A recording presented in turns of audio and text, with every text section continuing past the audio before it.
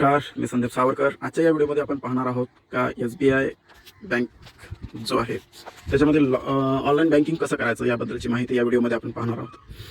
तर जर का आपला लॉग इन ID क्रिएट नसेल किंवा आता काही मोबाईलमध्ये काम नाही करत आहे, म्हणजे अँड्रॉइड व्हर्जन 11चा वर पाहिजे असं काहीतरी इश्यू आहे, तर त्यांना बेस्ट वे आहे की आपण आपला इंटरनेट लॉग इन किंवा इंटरनेट बँकिंग यूज करायचा. मग सर्वात पहिले लॉग इन करण्यासाठी करायचं काय, तर सर्वात पहिले करायचं आहे आपल्याला SBI ऑनलाईनचा जो वेबसाईट आहे त्या वेबसाईटवर यायचं आपल्याला. त्या वेबसाईटवर आल्यानंतर समोर असा पोर्शन आपल्याला दिसणार आहे. इथं तुम्हाला ऑप्शन दिसत आहे वरती कंटिन्यू टू लॉग इन. आता कंटिन्यू टू लॉग इन या बटनावर प्रेस करायचं आहे. जसं आपण प्रेस करणार तसंच तो आपल्याला युजर नेम आणि पासवर्ड मागणार आहे, जो की आपल्याजवळ नाही आहे. मग करायचं काय आहे, तर इथं बाजूलाच new user register hair and activity. मग आता इथे न्यू युजर्सवर क्लिक करायचं आपल्याला. जसं आपण क्लिक करणार तसंच या प्रकारचं आपल्याला दिसून येणार आहे न्यू युजर रजिस्ट्रेशन. याच्यावर क्लिक करायचं आहे आणि नेक्स्ट या बटनावर प्रेस करायचं आहे. जसं आपण नेक्स्ट या बटनावर येणार आहे तर या प्रकारचा आपल्याला डॅशबोर्ड दिसणार आहे. तर करायचं काय, आपल्याला अकाउंट नंबर आपल्याला माहीत असणे आवश्यक आहे. त्याच्यानंतर CIF नंबर. मग आता अकाउंट नंबर मी इथं टाकून देतो.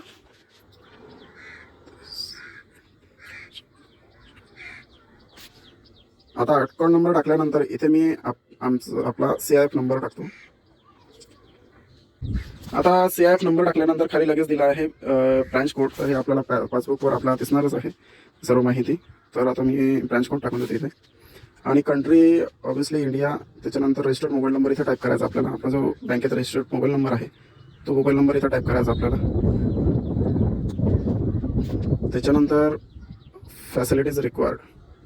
फुल ट्रान्झॅक्शन राईट आपल्याला पाहिजे का फक्त व्ह्यू राईट पाहिजे का लिमिट ट्रान्झॅक्शन. आता इथे नाही का, जर का आपण व्ह्यू राईट केलं तर मग अजून लगेच आपल्याला फक्त हे दाखवणार आहेत, बाकीचा प्रोसेस होणार नाही आहे.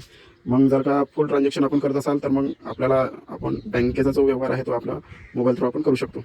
मग मी इथे फुल ट्रान्झॅक्शन राईट्स करतो आणि बाजूलाच कॅपचा दिलेला आहे तो कॅपचा इथं टाईप करून घ्यायचा आहे. त्याच्यानंतर आता हे ॲग्री आणि डिसॲग्री दिलेलं आहे. ऑब्व्हियसली आपल्याला ॲग्रीचं व्यतिरिक्त दुसरं ऑप्शन तर नाहीच आहे. ॲग्री करायचं आहे आणि लगेच सबमिट या बटनावर सबमिट. आता पहा, इथे ऑलरेडी रजिस्टर्ड आहे म्हणून मला ऑलरेडी रजिस्टरचं ऑप्शन दिलेलं आहे. आणि जर का आपला रजिस्टर नसेल तर या प्रकारे आपण रजिस्टर करू शकता आणि पुढची प्रोसेस आपण करून आपलं इंटरनेट बँकिंग वापरू शकता.